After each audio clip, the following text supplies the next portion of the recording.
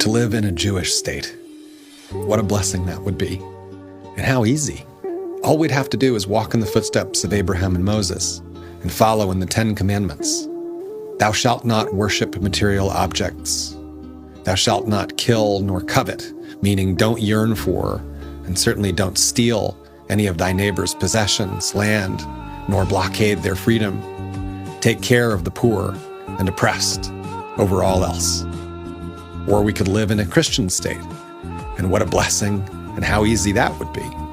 All we'd have to do was follow Jesus, the modern name of a Jewish man called Yeshua, who reminded us to also follow Abraham and Moses in the 10 Commandments, to never worship material objects nor idols, to not steal nor kill, to love unconditionally, to judge no one, and care most of all for the poor and oppressed, and to prioritize looking at our own faults and devote ourselves to their correction and improvement, to never fall victim to feelings of arrogance or somehow being superior to somebody else.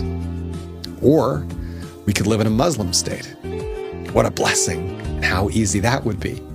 All we'd have to do is follow Muhammad, peace be upon him, who told us to follow Abraham, and Jesus, who was called Yeshua, and Moses, and follow the 10 Commandments, to never worship material objects nor idols, to not kill nor steal, and to take care of the poor and oppressed over all else, to submit to the highest unfathomable good with acceptance and patience and courage. We could also live in all 3 states at once, because it turns out they are highly compatible, and it sounds like heaven on earth, which I think was the idea. This guidance that we now call Islam and Christianity and Judaism came from 3 people after each fasted for a month to reduce the influence of this material world, to leave themselves empty, to receive something from that highest good. And they did. They each had a revelation that human beings should never associate anything physical or that springs from desire and self-interest with an unfathomable, all-encompassing oneness God, Allah, Yahweh, which all mean the same thing, regardless of religion or tradition. A word that means that which is everything, that which precedes and surrounds and exists inside and outside all that exists. And each of these 3 people who had this revelation were from the same family and share the same ancestor, who are all our ancestors, and who shared this same message, that this world is temporary. It's a test of our willingness to be a good and humble person who uses our earthly desires as fuel, but not direction. And each one of them, in succession, said that the world was not listening to their sibling who had just come prior.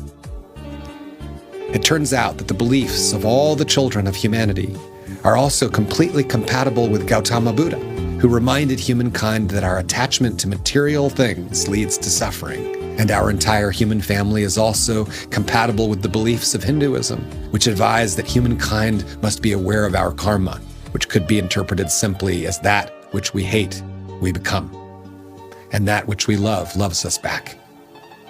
All the wisdoms of the world, practiced as prescribed, create harmony among all the families of the earth. And it should go without saying that there's nothing that could ever justify killing or kidnapping a child, or civilians, or evicting a family from their home, or bombing a building, or seizing land someone is living on already, or voting for leaders or tax dollars to finance these kinds of crimes, or the weapons that are used to commit them, or contribute in any way to the suffering of anyone because of where their family was born or what their religion is, when there's clearly no difference between any of our religions or our families. Let us celebrate and respect our differences, especially and most of all those that we do not understand or are none of our business. The nature of this universe and that which has true authority over it and our little world is certainly not perceived in the judgments of any of us, its tiny, near clueless, temporary guests. A wise elder once said that we do not have the divine wisdom to know what came before or what comes after, nor what is within nor outside the object of our judgments. May we focus on the job we have in front of us. which, among other things at this time, is to always speak and act and vote against violence and against all those sins so clearly described by our mothers and fathers.